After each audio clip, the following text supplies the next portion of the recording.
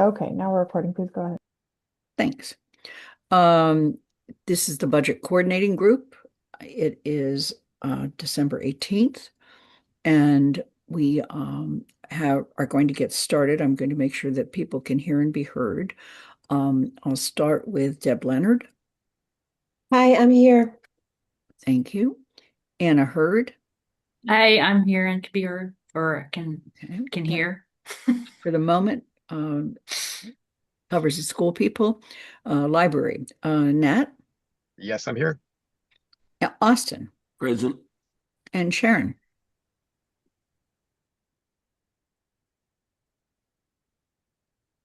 Okay. And the council people, Kathy Shane, I'm here. Councillor Haneke, Present. and then Sean Mangano is here. Here. Okay.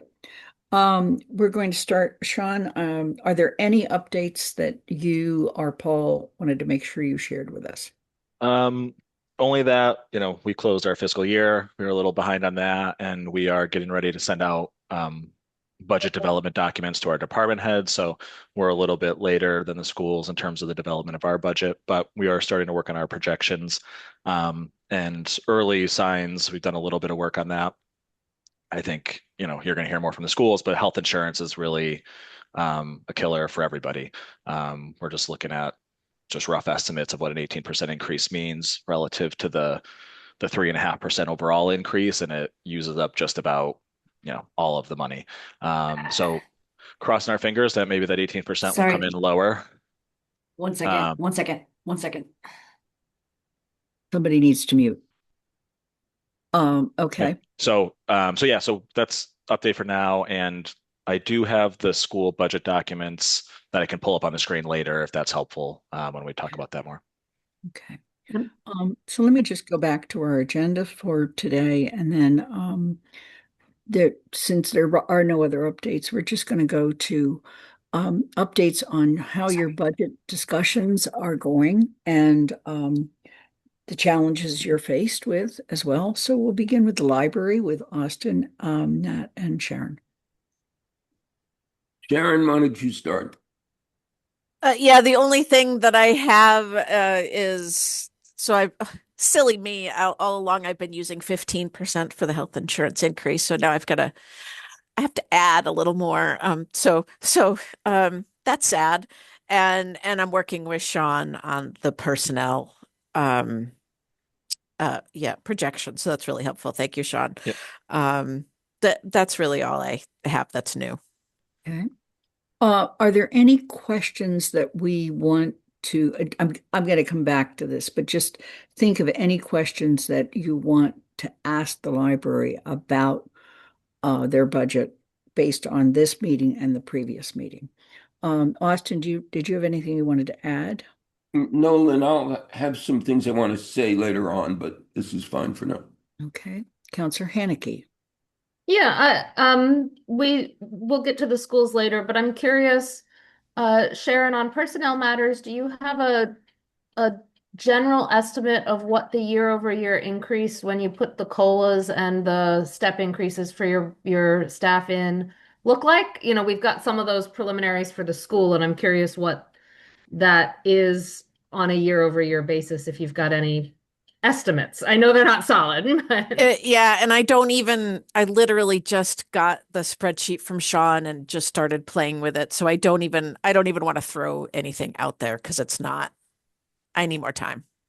Okay. And Sharon, just following up on that question, are all the contracts that would impact the library settled? Yes. Yeah, I thought so. Thank you. So the estimates you're giving us will be based on those contract negotiations being settled. Correct. Okay. Thank you. Nat, anything from you on the library? Kathy has her hand up. Lynn, Kathy, just in case. I don't know. I'm sorry.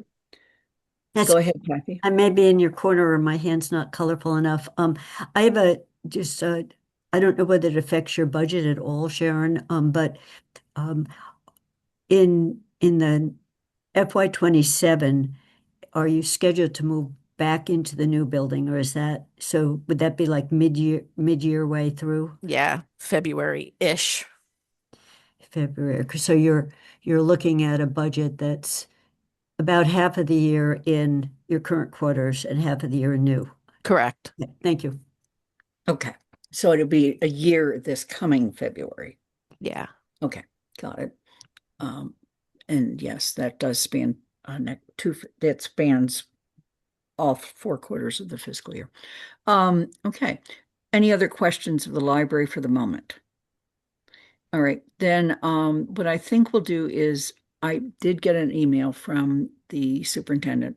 She did confirm that Shannon is out and she is hopefully going to join us when her other obligations are over. So maybe the best thing to do would be to turn to any conversation about the town budgets.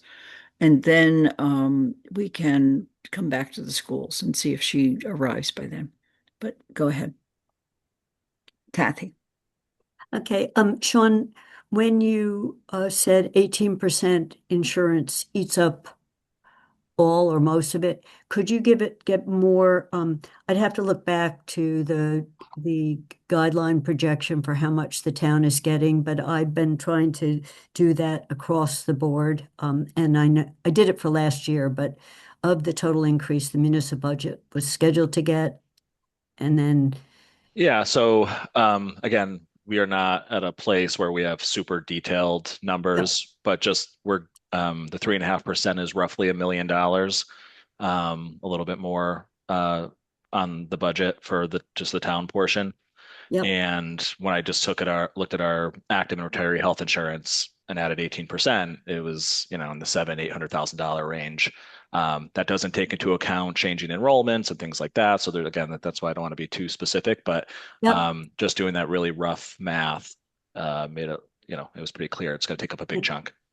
Yeah, no, that's near enough to what I was looking at. And that's yes, because I know last year when we got it down to 14%, it was half of the total increase. So we're at clearly at 18%. Yeah, right. And unfortunately, most of what anybody would give up was given up last year, so that isn't going to happen again. well, and it's a piece of it is retiree, so we don't even that's a Right. longer term. That's Yeah, the a different retirees. negotiation. Yeah. So most of our retirees are on MedX, and that works a little bit differently. So those premiums are not set by us; they're set by federal government, state, and those premiums change on a calendar year basis. So the most recent increase we had to those rates was pretty large. It's effective this January, and it was about a 14 or 15% increase to those rates, which are lower, but that's a pretty high increase historically to those premiums. And so that will cover half of next fiscal year. So we know the rates for half of next fiscal year for retirees, and we can only kind of make projections on what the second 6 months of next year will look like. Okay. Counselor Haneke. Thank you for that. That brought up another question: is how do you budget the 6 months you don't know about, when that could be as high as 14 or 18%. But my other question is similar to the one I had to Sharon. Do you have any estimate of what that percentage increase in personnel costs, assuming all personnel stay? Obviously at this point we're just trying to get some projections and estimates based on the contracts that are currently signed and where negotiations are. Do you have any idea what that percentage increase might look like given COLAs and steps? No, not. I mean, I finished spreadsheets. We sent them out to department heads to review to make sure we've got everything right. It's a little more complicated. And so we're waiting to hear back from our department heads on make sure we got everybody in the right buckets. We have some new contracts that the change for FY27 from FY26 is a little bit bigger than typical. So that has to be factored in. And then we have some unsettled contracts as well, where we're making estimated guesses. So our DPW, 2 DPW contracts are not settled, and so that's actually retro to this year. So we're making kind of 2 projections. We have to project what the increase will be for FY26 and what the increase will be for FY27. So we're almost there, but not solid enough that I'd want to put anything out yet. Thanks. Do you have additional questions, Counselor Hannick? Okay, I would just want to stay on this one for the moment. Are the two DPW contracts the only unsettled contracts for the town? Mhm. Yeah. Okay, and then you said that some of the contracts that were signed, I guess, last year or recently, there is a slight increase over last year for FY27. Yeah, there's some change. Those so fire and police have some changes to their contracts in terms of like some things that were previously stipends are now part of the base, so that's got to be factored in. I've got to work through all that.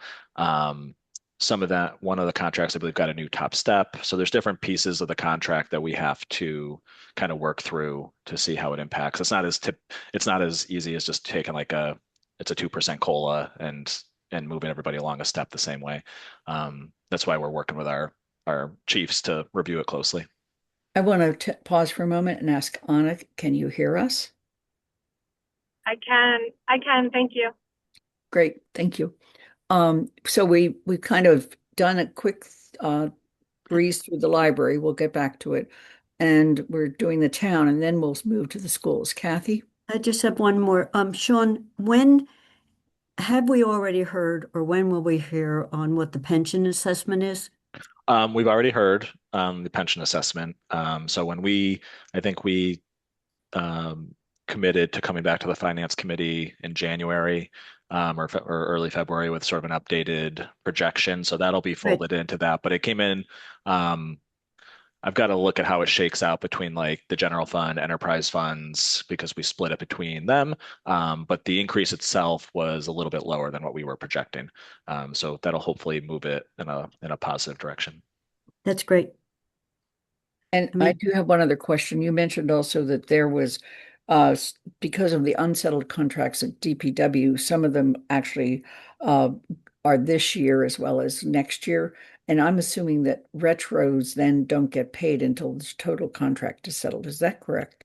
Yeah, so the contract that they're working on will be for this July 1st or the July 1st that just passed. So when that gets settled, we have an estimate in the FY26 budget for that contract. That's what I was just gonna say. So how that estimate compares to what actually is settled will be an FY26 problem. But then so we have to estimate that and then 27 on top of that. Okay, so you answered my other question, and that is that the money for this year is estimated in this year. Yeah, there was a placeholder put in the budget for it. Got it. Are there any other questions of the town for the moment? Okay, then we're going to go to the schools, and let's go to Deb, the elementary schools. Please unmute.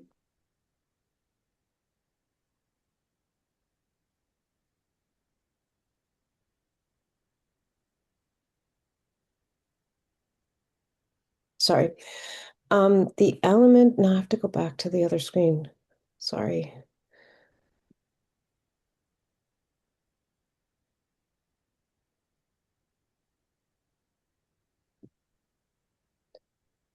Here we go. Sorry. The elementary schools are looking at a level services budget, which we know is not where we're going to end up, but is where we start the calculations with of 31 million, which is a 9.8% increase from last year.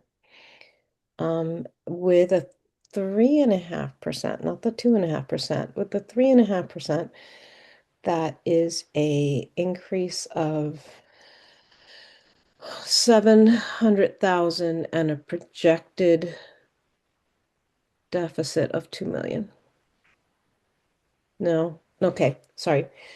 Ignore the 3.5%. At the 2% level, the projected deficit is $2 million. I don't have it broken out, but the increase in risks and benefits, that whole category, which contains the health insurance, is 17%. It's $1 million.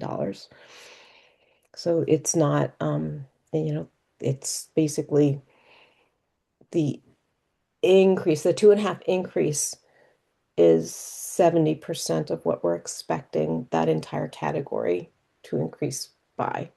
separate from any other parts of the budget. Did your level services budget build on the 4% plus the additional percent from last year?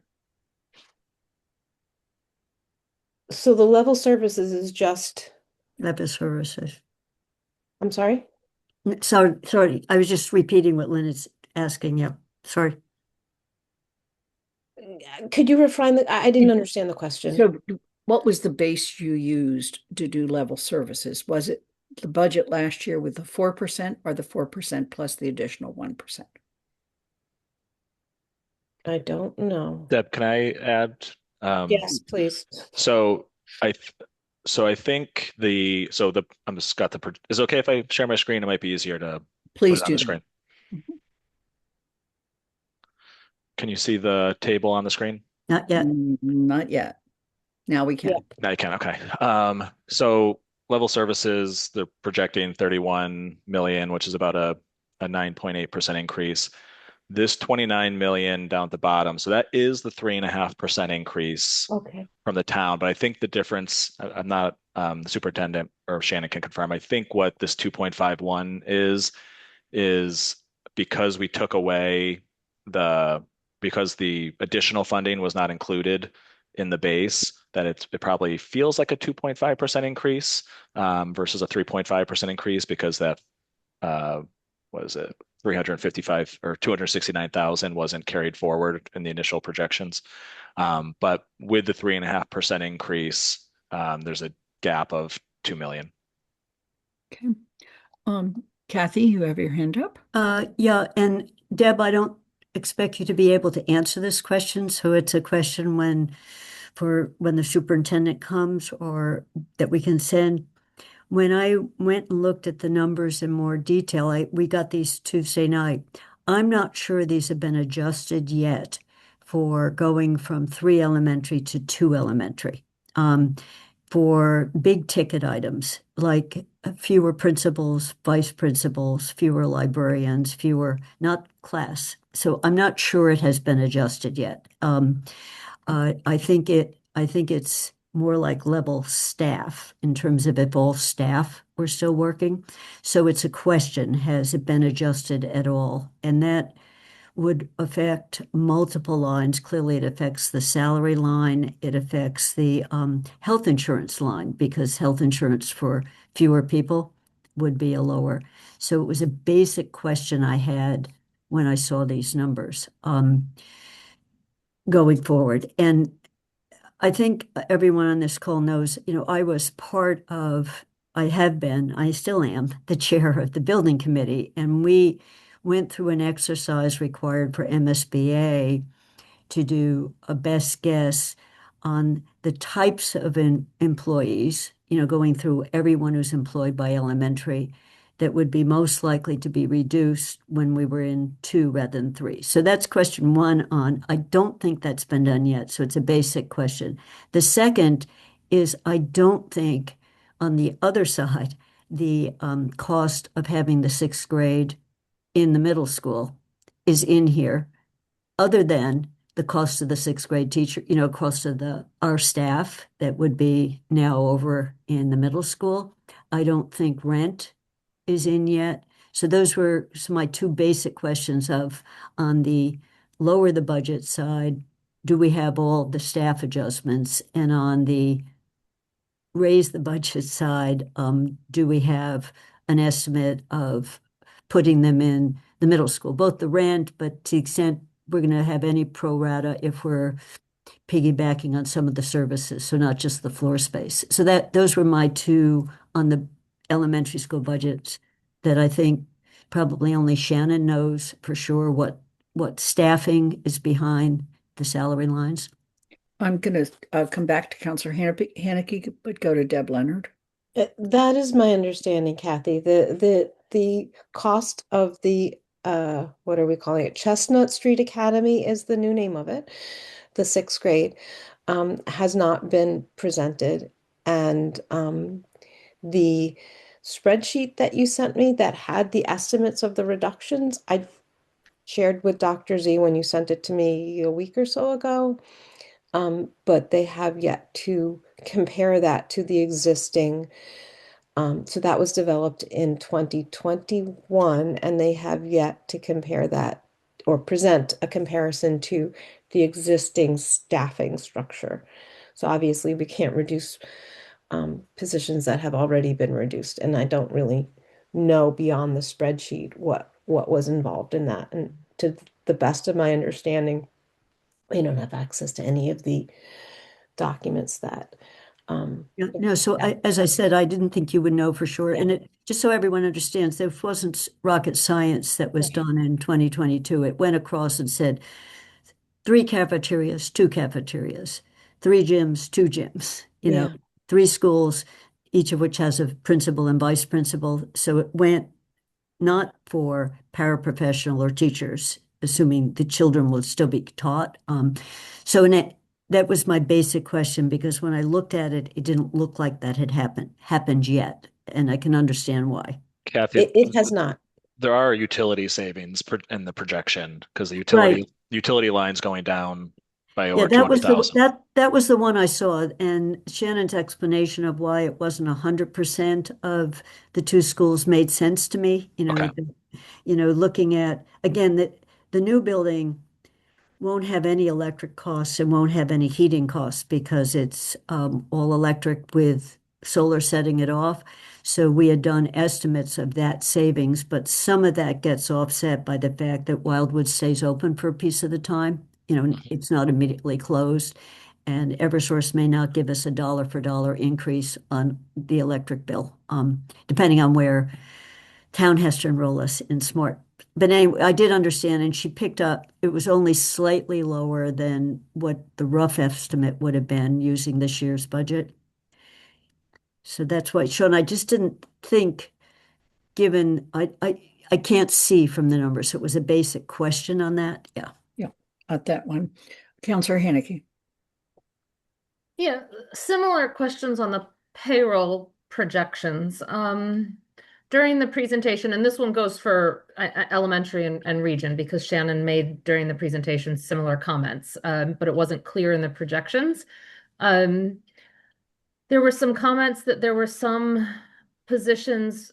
The one I remember is in facilities, or a couple in facilities, where the schools have been having trouble filling the positions that might be included in the payroll line. And so some costs on that were included now in the expense contract line. But I wasn't clear, given the percentage increase in the payroll line, whether those costs had actually been backed out of the payroll line before COLAs and step increases were estimated in the payroll level services. So I just wanted to ask for clarification on whether those moves had actually been backed out of the payroll line before we see in elementary school 7.7% increase in payroll services.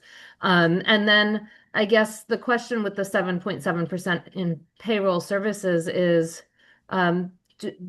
do we know what the COLA contract is, what contracts are unsettled, and how these projections were made given regarding the step increases? Because COLA presumably applies to all payroll. Step increases presumably only applies to those that haven't met the maximum step.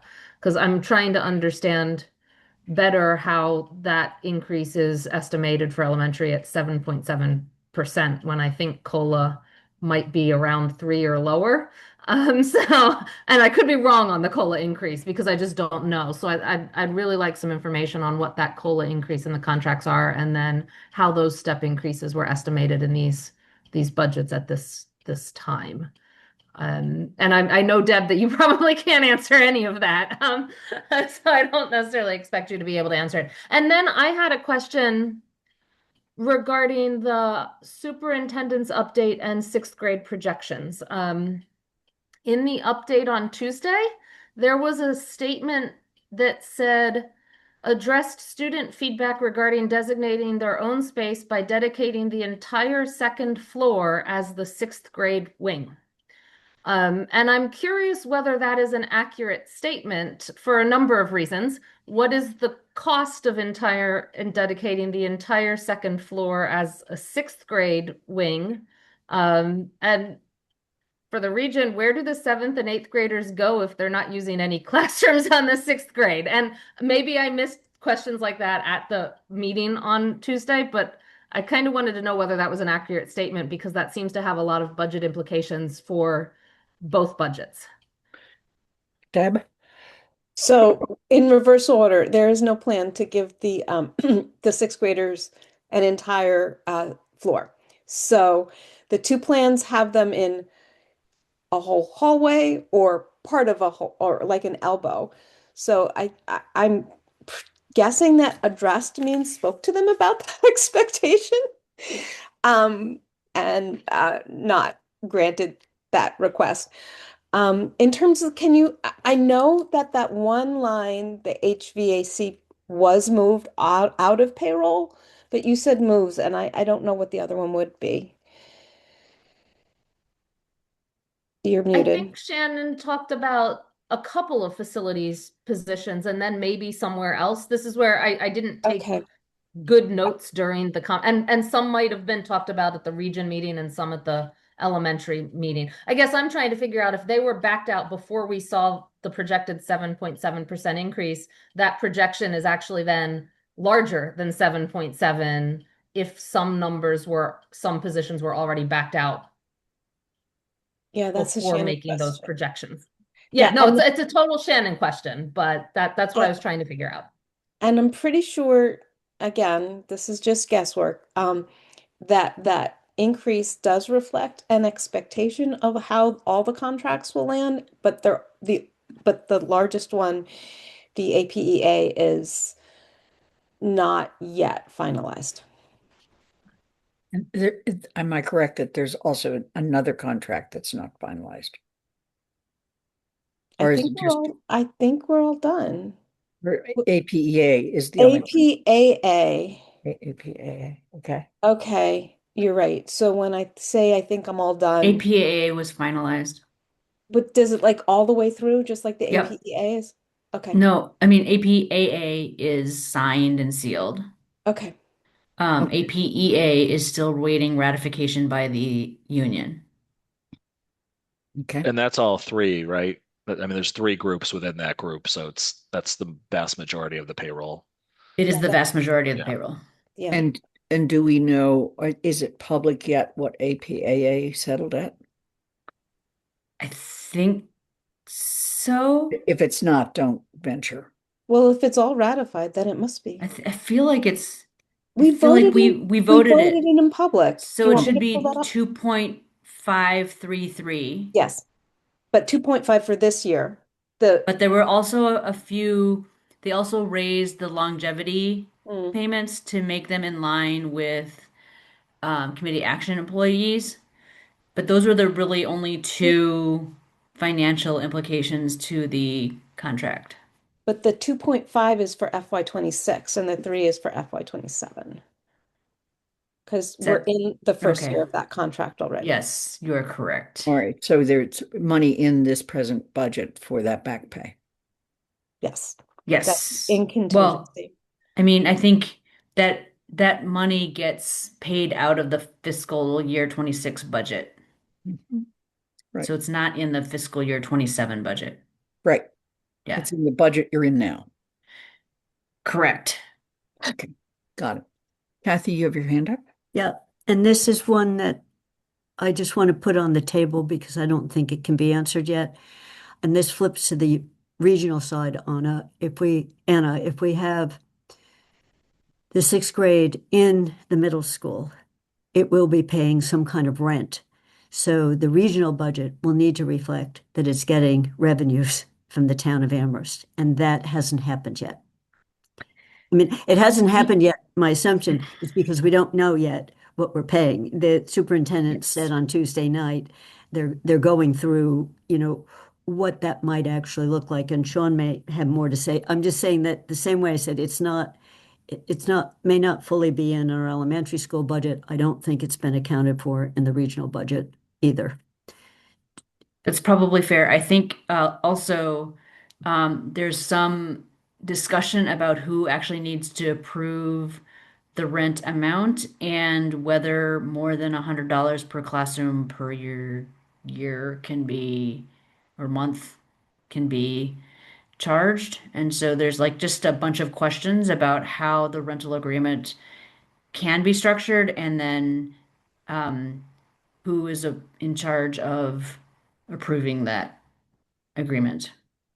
Yeah, so I did, that's for those that the regional agreement literally has that number in it. So the question It does. is Yeah. that the number? And and then, we just have a range of questions, and I know the superintendent is still developing this, so that's my point on its revenue for one side and its expense for the other side. Yes. Deb, you have your hand up? Yeah, I had a question, Kathy. You said that the region should expect revenue from the town, but don't you mean the region should expect revenue from the elementary schools? Right. Well, I think here's the elementary school budget, and the town pays most of it with a few offsetting of your revolving funds. So the town will see embedded in an elementary school budget a cost for this. Yet the town won't be paying it directly, Okay. or Yeah. who knows how we're going to do the accounting Right. and all of this, but there'll be something called the Chestnut Hill School or Academy as a line item in here. And so it's just the two pieces. It's not in, and just for the library people, the projected numbers on both sides are bigger than the total increase for the town for everything. We have a total projection of 2.5 million. So on the elementary school and the regional side, we've got big differences right now in terms of the money that's available. Yeah. Okay. Are there any, Anna, are there any other things you would like to say about the regional budget? And I know, Sean, you are prepared to pull it up if you need to. There was a small update that was sent out. Shannon had said something about not accounting for the E&D deduction from the budget. But when I looked at the different budgets, I couldn't really understand what the difference was. So it wasn't totally clear to me how that worked out. There was a new table with projected reductions based on the total budget. Sorry, total, a new table with different allocations based on different total reductions to the budget. And the numbers are a little bit different. And so the the most recent budget that has Amherst contributing and it's like a 3.52% increase over last year instead of a 3.5% increase over last year. So it's only a very, very, and I don't know exactly why it's 3.52 instead of 3.5, and I don't really know any but let me just pull that table up. It was Sean, you have that table. We placed it in the packet that's publicly available. The revised one, Lynn? Yes. yeah, so it has Okay, let me grab it.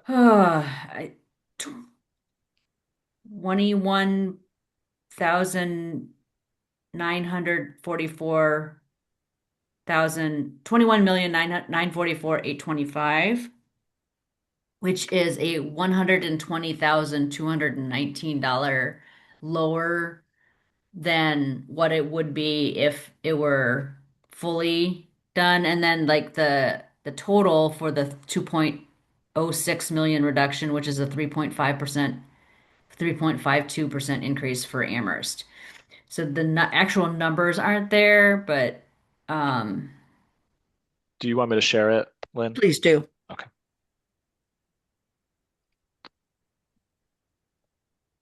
Let me make it a little bigger if I can. this is the update, right?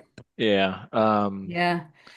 So, so I think this is the part that we look at, or I Yeah. look at most closely, is the Amherst assessment. So in order to fund the level services budget of 4.6 with no reductions, the Amherst assessment would have to go up 11.7%. 8. And But then there's the E&D return, which would bring it down to 11.15%. So Um, that's if we take the E&D we get back this year and apply it, kind of give it back to the regional schools towns, next year. yeah, Yep. yeah.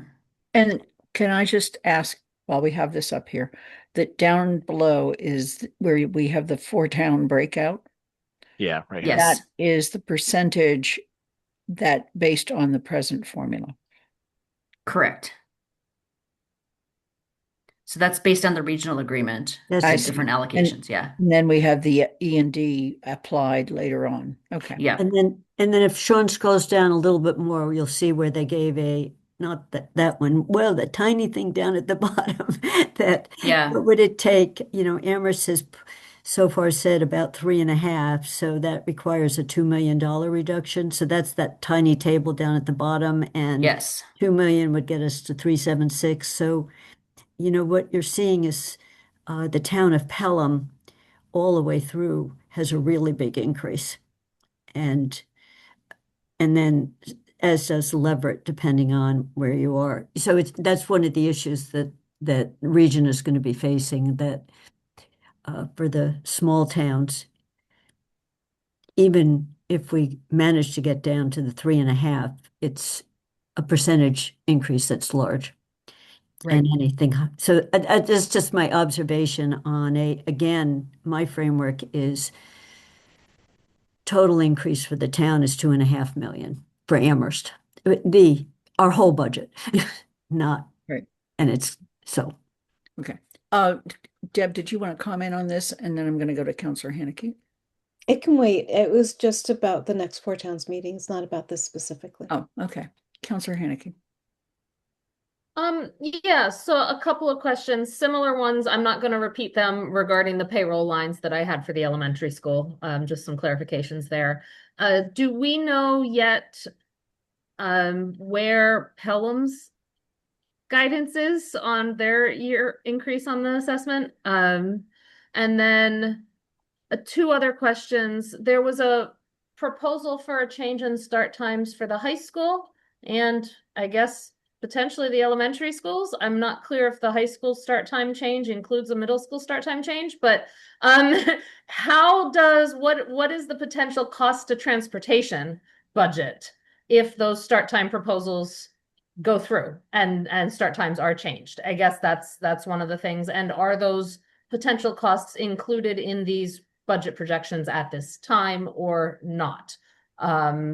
I think given the cost of transportation and the contracts that are out there, that could have some severe impacts to one or the other or both regions. And so I'm curious whether those potential costs are already built into the projections or not, and what they might be if the start times do change, or only one changes and another, there's a lot of variables too, and I recognize that. And then region and elementary, there was some mention at the region of negotiations regarding field maintenance and paying for field maintenance. And then there's just a question at the elementary on decommissioning Wildwood.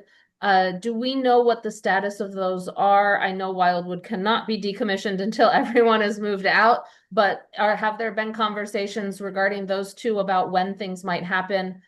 Since the timing of those decisions, or the timing of a Wildwood decommissioning, or for field maintenance, whatever happens there, regarding agreements, have potential effects on municipal budget and potential need for the council to relook at budget guidelines depending on what those agreements and all say. So do we have, and that might be better for Sean to answer for some of that, but in terms of field maintenance, but do we have any idea where those stand? Sean, do you want to start, or I can take the field maintenance one. So still working with Paul on this, but we've had sort of initial conversations around ways to fund the field maintenance for a year or 2. And if we're able to do that, ways the town could help fund the field maintenance, that would help reduce that gap, because my understanding in the region budget is there's a I don't know, $90,000, $100,000 or somewhere in that range for field maintenance of the new field. So we're looking at ways we might be able to help relieve that burden. And it's sort of operational because we need to get something in place for field maintenance as early as this spring. And I think neither the schools nor the city or the town are fully equipped to dive right into that. So that is something that will likely come to the council in January when we certify free cash and bring our transfers. You'll likely see something around field maintenance. But if that gets approved and goes through, that'll relieve a little bit of pressure on the region budget. But it's intended to be a short-term, a short to medium-term solution, not a permanent solution. Okay. And that's the discussion regarding field maintenance, the Wildwood decommissioning. Deb, you have your hand up. Is that? I just wanted to make sure people knew about the Four Towns meeting that's been penciled in for January 10th. Mhm. Yeah, you do know that. 9:30 at the middle school library. Yeah. And then the plan is not to decommission Wildwood this year. We will be running it this summer For summer programs, right? for the summer programs because there's going to be work done on Crocker, so there won't be there. Those transportation changes would not be included in the budget. It's just too early for us to know whether or not that's going to go through to have those numbers and what that's going to mean.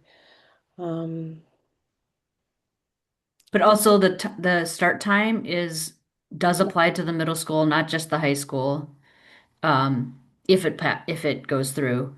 And secondly, the transportation is partially or substantially reimbursed by the state, so only a portion of the differences in transportation costs will be absorbed by the districts For the region.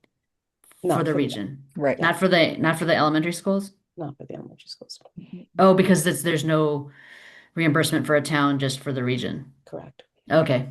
And then the last part of that is that, what was it? I lost it.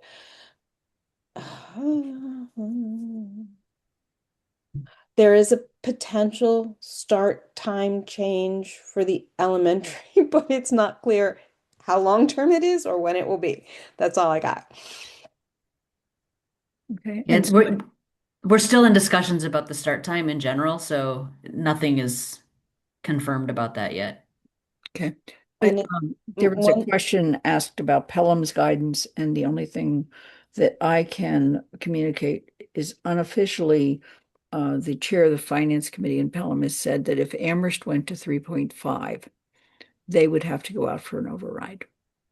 That was the only thing I know from Pelham. Kathy.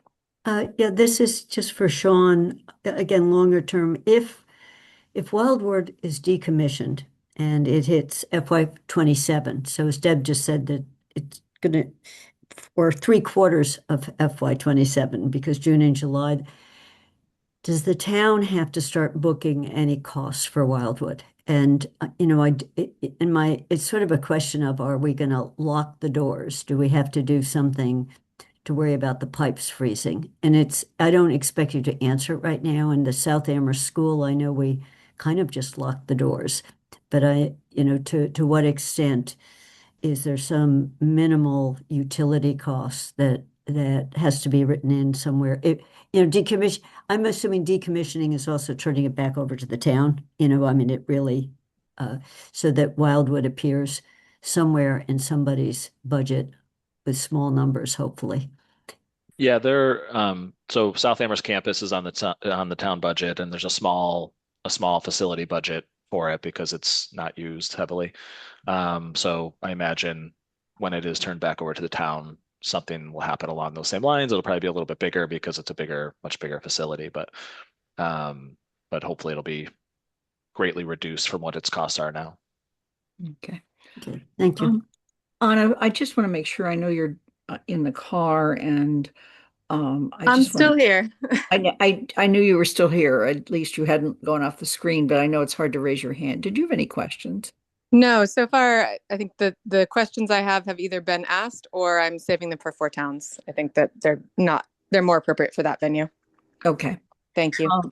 Are there any other comments Anna heard from the region? I don't think so. I think I'm trying to remember in our last meeting, I think the biggest thing was trying to get some more specifics from the town about where their budget is standing. And if am I not remembering correctly?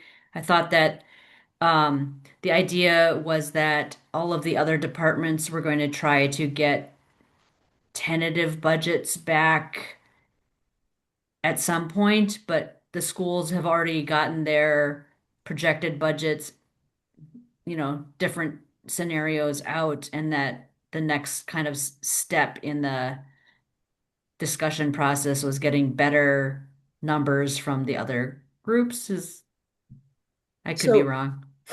Sean, I'm glad you raised your hand because this really gets to the issue of the town, quote, producing level services budgets Or something. or something that shows what our real costs of non-personnel are. Yeah, so there's a request from the finance committee for some additional information this year, and I think our town manager is still, seeing what we can do. But I think if there was going to be something provided related to that request, it's going to be in February. Our budget process is just later than the schools. The schools have to have their budget done by the end of March, and ours doesn't. The full budget doesn't get submitted until May 1st. But so right now we're at the point of sending out budget workbooks to our department heads, and those budget workbooks that we send out to department heads in the next week or two will um, hopefully frame some of the information that this group is looking for and the finance committee is looking for in terms of what, here's what your operating budget is now, but what would it need to be to fully fund everything you want to do or everything you're currently doing without having to rely on other savings in other areas. We are currently looking at some history too, going back to our departments to see which departments have been overspending their operating expense budgets, meaning that they would have, and the only way they would have done that would have if they were relying on vacancy savings. So we're doing a little bit of history gathering as well, just to see which departments are the ones that are most impacted by it. But that's where we're at this point, is sort of starting to pull all that data together. Can you remind me what the Amherst Town fiscal year is? So it's all the same as the schools. It's July 1st through, but just in terms of the budget calendar, we really kick off our budget development about a month or two later than you do on the school side, because your budget has to be voted by the end of March and you have to have a hearing before that. So I think the good news is, even having these numbers in December for the schools is really helpful. It wasn't always the case that these numbers were available this early. And I think the opportunity that all the elected officials have is to start talking with our state elected officials about what the budget's going to look like, because while it's unlikely we'll get more Chapter 70, you might have luck getting more charter tuition reimbursement or more circuit breaker funding or some other source that can help close this gap a little bit. I think it's just, having an 18% increase in health insurance gives you a really strong argument to go to the state and say, like, you need to help us with this, because there's no way, locally this can be covered. So that's the good news, I think, about having this information so early, is that there's time to start doing some of that. And Sean, I just want to go back to the concept of, quote, departments that have used their position money, their unfilled position money for operating. That doesn't mean they don't need those positions. No, it just means that in that particular year they had a vacancy. And I would say that we're going to look at again to see what departments it happens to most, but typically it's going to be your larger departments that have more staff. I don't think it's something that is common in our smaller departments, but it's going to be your larger departments that have, multiple staff, that there's typically vacancies every year. Right. And what about the issue of departments that have said traditionally they have needed more staff? Does that come in at this point too? Well, some of the guidelines that we receive from the finance committee is to, and Counselor Haneke, correct me if I'm wrong, but to look at a plan for fire. We know that we're trying to come up with a plan for roads, which is not staffing, but but there's a plan around roads, and then obviously figuring out how we can support the schools. So all of that is in the big pot as we develop the budget in terms of priorities. Okay. Deb Leonard. So I just had a process question. Sean, in the schools, as you know, if we have an unfilled vacancy position, so extra money in payroll, and we need more money in another line, we have to vote to do that. Mhm. How does that work at the town level when you have more in one pot and less in another, and you need to realign them? Yeah, so within the general fund budget, we can move monies around. We typically hold our departments to spending within their allocation though. So if there was like a major shortage or a department needing more money, we would discuss that with the finance committee when we do our quarterly budget reports. But typically, but because the way the council votes a line item, a bottom line budget, we can shift between different cost centers within the general fund budget. But we try not to. We try to stick within the original budget. Is there any guidance like 10% or something that needs to at least get some level of higher up approval? Not that I'm aware of. Again, if it's within the general fund budget, the number that's approved. Okay. Thank Again, you. it's different than when we had town meeting, because back when we had town meeting, it was different. The budget that was voted in town meeting was sort of by function. So back then, money could be shifted within functions within the function, but not between functions. Right. So if like public safety funds could be moved around, but you couldn't move public safety to planning, conservation, development. But now that we have a different form of government, it's different. Okay. Thank you. Kathy.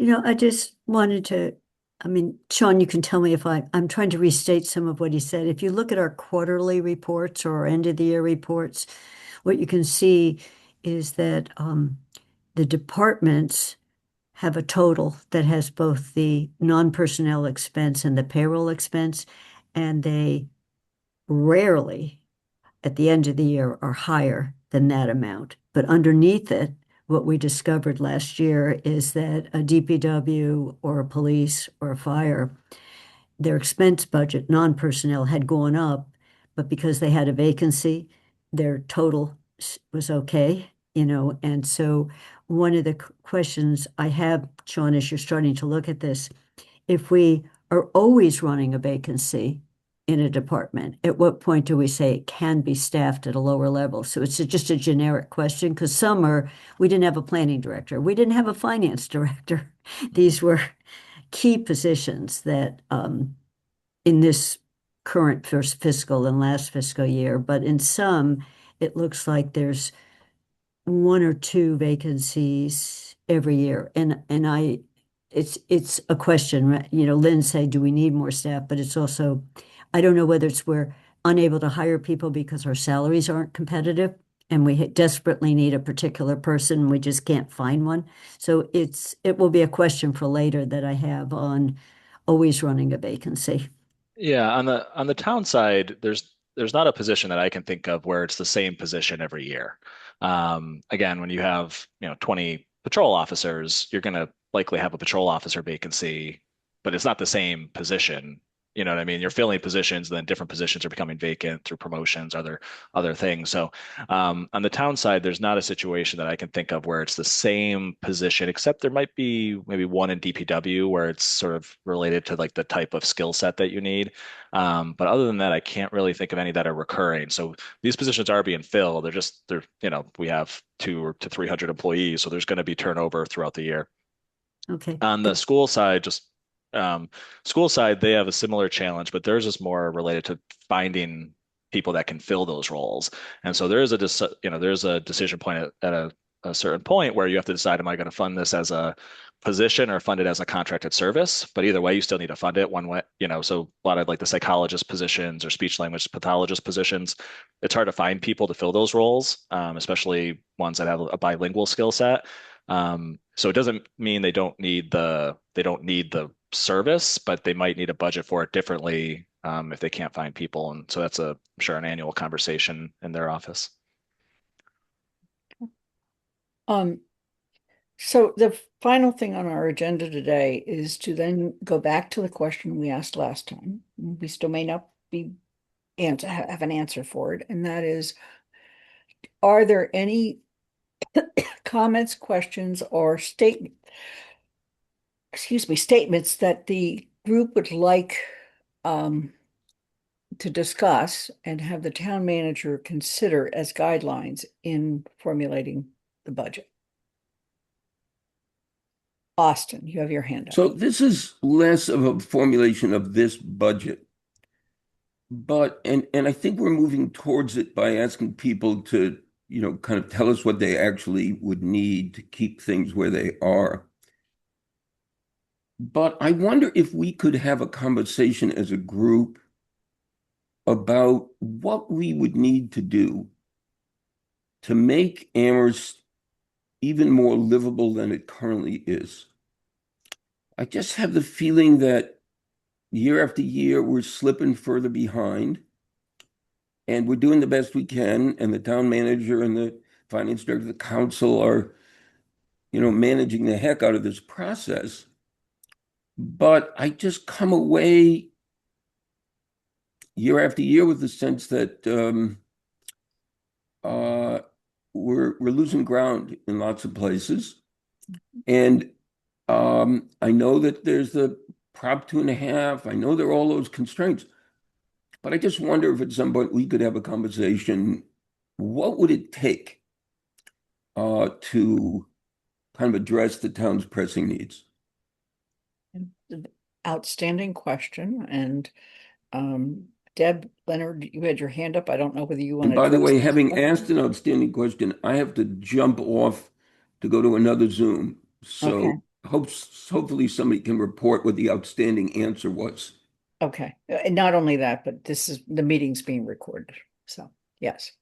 Deb, you have your hand up. I don't have a specific statement to make about the budget guidelines in particular, and Sean's point lands well as to how our state government is going to help us. But if this needs to come out of the budget, we're looking at 3 million at the region and 2 million in the schools, and I really just don't know what would be left. I mean, we've been cutting, cut in the end, I think it was 12 positions or 8 positions. It just, as the budget rolls out, we cut less and less, and I mean more and more over the years cumulatively.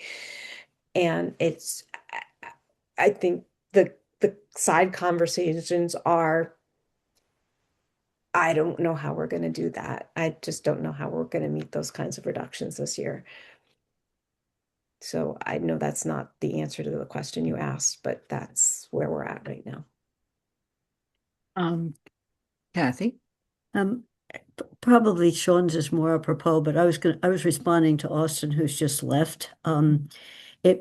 We might at some other level, I'm not sure, Lynn, and BCG, it's the right level, but one of the things that's unusual about the town of Amherst is our major employers are tax exempt. So we have a property tax base that, although it's high per thousand, it's on a fraction of the value of what sits in our town, where Northampton has Smith, but Smith actually pays more into their budget than Amherst College does. But it's when I was looking, to just give you a bird's eye view, when I was looking at our debt exclusion amount that we had to ask our taxpayers to pay for our schools, if I used the same dollars in the town of Amherst and applied it to the town of Northampton on tax-paying entities, it was much, much lower because I was dividing by 13,000 rather than 7 in terms of tax-paying entities. So that's one of the realities that's squeezing us every year. And then, as Deb just jumped in, the decline in state dollars as a share of our budgets, whether it's the Pelham budget or the Amherst budget or the school budget, whatever, that decline is pushing it all back down to the property tax. So I think it would be a good, healthy discussion to have people understand why their tax dollars don't seem to be buying what they used to be buying. And it's because, the tax dollars can't keep up with a loss of revenue and on a restricted tax base. I think it's not a what do we do with that?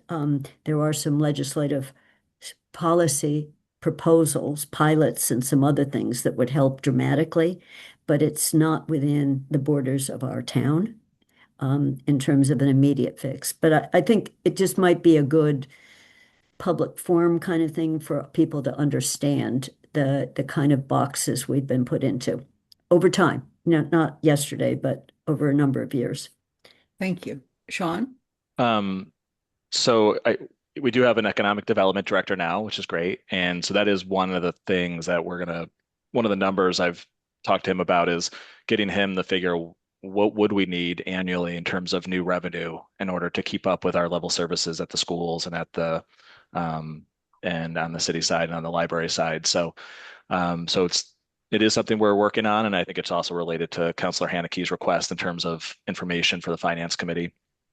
And I'll just also highlight the one Kathy just mentioned is the pilot reform. I mean, that's the one that could be a real game changer for us because we are unique in how much exempt land we get where we have. And I know it's tough, but I don't see why that has to be a 5-year process. If we can, if we can get movement at the state level with our legislators, because that's really what's extremely unique about our town is how much land is taken up that by non-property tax paying entities. Councilor Haneke?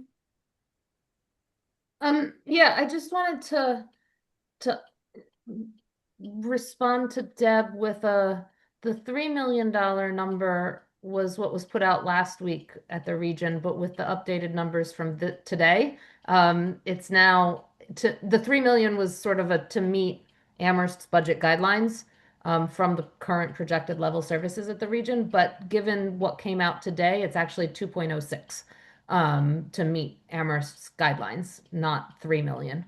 According to the document you sent out, Deb. So for the region. So I just wanted to, unless I'm misunderstanding that, and then we should put that document back up to help me understand it better. But yeah, so I'm not saying that's not severe. It's just less severe than it was. To answer Austin or try and do that, I think we need the conversation. The question is trying to figure out how we have that conversation with the residents. Sean, what you just said about figuring it out how much new revenue we would need, just estimating numbers based on what we're seeing from the schools. I'm scared that it's like $6 million a year, which is probably not sustainable. 6 million on top of the 2.5 that we've got budgeted, right? And it doesn't seem like that would be sustainable. But I think the council's job is to figure out how we have that conversation with the people in a robust manner where we're hearing from a large swath of the people and residents about not just their concerns, but what choices they would make. Would they make a choice to do a Prop 2.5 override and then grant it? Or what choices would they make where in terms of cuts to services or something if we can't do it? And I think we have to find out as a council, figure out how to have the conversation and structure that conversation so that it's productive and useful for groups like BCG and the schools and the council. I don't have any great ideas though.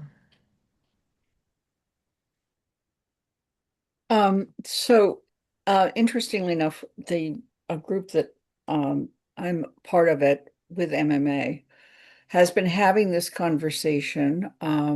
We've done it now at a couple of our different webinars or actually mentoring things where we've actually been listening to other towns as to what they do. And one of the things many of them have been doing is they start with a lot of public information sessions about the budget and how it works and the extent to which different parties contribute. And I have made note of the different towns that have used this strategy.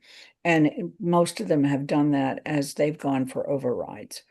On the topic of overrides, it does seem to me that if we start giving estimates, our override is also going to have to include what is our estimate for an annual contribution to get our roads and sidewalks back up to shape as well as what the school might need or the town or the library might need. And I think that's a tough question because people keep saying, we all hear them, I pay all these taxes, and why aren't my roads better? And so forth. So I think it's a broad question that includes the schools and includes our expectations of the schools for quality education, but also includes other town services. And then finally, the good news and the bad news. The good news is that the state, the governor has formed a commission around pilot. It's around the state formula for pilot, which only impacts, in this case, UMass and other state land, of which we have a little bit, but not much. And the goal is to try to not penalize the Cape for the fact that their land is just valued higher because of real estate values, but to make sure that towns and cities in Western Mass and other parts of the state that have large state holdings might get a more equitable share that is balanced off against property value. That's the good news. The good news is that Senator Comerford and Natalie Blais are both on that commission. The bad news is, and I've already had more than one frustrating conversation about this, as has Councilor Andy Steinberg, who's been on the Finance Committee for MMA, and that is that they have not acknowledged that they need to look at what's on that land and how many people come to it every day, which is what makes it different for Amherst and the other 29 public higher education institutions. And frankly, one of my goals is to work with those 29 public higher education institutions and bring that forward in the hearings that committee has. I did check when we were talking with Senator Comerford the other day, and the commission has not even met once. So it's not on a fast track.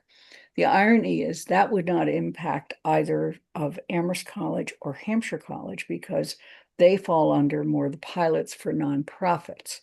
And I will just tell you that the bill for the pilots for nonprofits at the state level has been dead on arrival every year it's come up.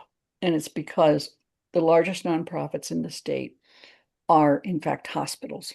And healthcare is one of our 5 biggest industries. And so they basically make sure they lobby very hard to not have nonprofits included in a pilot kind of program.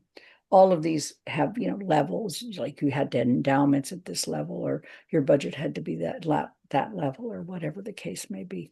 So pilots, I think, are something, Sean, I couldn't agree with you more. I don't understand why it's taking so many years to get a change here, except for lack of money. And it's a high priority personally for me, and I know for a couple other counselors that have talked about it as well for the coming year, that I think it's something we need to do. We need to do it for Amherst because we are such an unusual town in which our property is so largely owned by either UMass or other nonprofit higher ed institutions. Deb Leonard? Yeah, I was misremembering Counselor Haneke. So 2 million and 2 million. Thank you for that correction. I'll try to get it into my brain. Just one of the things I'd like to point out, the economic development director's insight will be helpful. But one of the things that won't help if we don't expand the economic opportunities in the other 3 towns. This is really not going to relieve the pressure on the overall regional budget. And nobody wants to leave the assessment methodology. And that also has implications for any future potential regionalization. I know that it's supposed to be, it has its benefits, but also because of the nature of Amherst and its surrounding towns, it also creates a lot of mismatch between what's, as you're seeing with Pelham, what towns can afford in terms of bumps and what they can't. Thank you. Absolutely.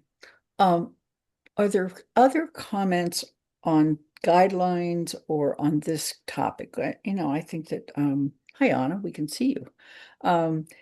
I think that, Austin throws out a very good question. It does raise the question of if we were going to join together, as we should, to bring about an awareness and thus possibly a change in Amherst, and that would allow us to afford the education and other services and roads that we all feel we deserve.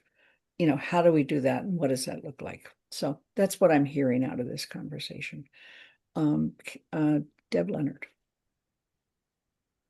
you need to unmute. Yeah. Sorry, just one more piece of information that is also new is that I do not think in that budget estimate that we got on Tuesday is included. We had input from the early childhood education director on Tuesday that indicates that we will likely need to cover mandated services for FY27. We will likely need to add another preschool classroom. That's a space issue, but that's also a teacher and paraprofessionals. I don't know how many, but it's not a small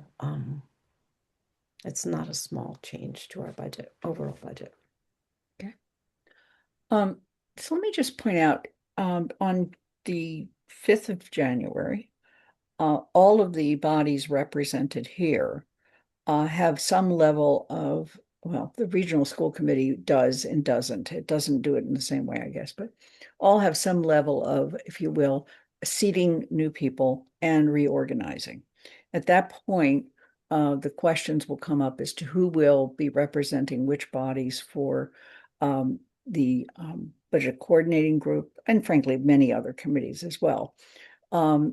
With that in mind, I didn't know how you wanted to proceed on looking at future dates. I also do want to point out, as Deb did earlier, we do have a Four Towns meeting at this point on our calendars for the 10th of January at 9:30. And that actually is a opportunity for some of the questions that have been raised about this, about the budgets today, which I want to thank people for, the civilized conversation that we're all having. Thoughts? Councillor Haneke. I don't think it's appropriate to attempt to have this group schedule a next BCG Right. because we have no idea whether any of us will be a part of it. What's the new committee's form? I think that might be more of a question for, although I guess the elementary school, one of the current BCG reps is leaving the school committee. So there has to be at least one other, but at the town council, it could change completely. So I think it should wait until, any scheduling should wait until each body's designated their new representatives. And it might be best to wait until February when we've got some of those numbers that finance committee and the council budget guidelines are asking for, because that might be a better time to reconvene and talk about it when we've got the updated numbers. Yeah. And some of that information. And by then we would know who's representing which bodies. Mm-hmm. I agree with you. I wanted to raise it so that people were aware why I'm not asking us to identify a date, because it's really premature to do so. Are there any other comments or questions or thoughts?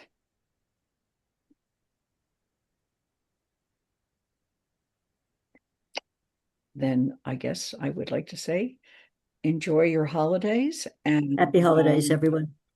The meeting is adjourned. Thank you. Bye, Thanks. everybody. Bye.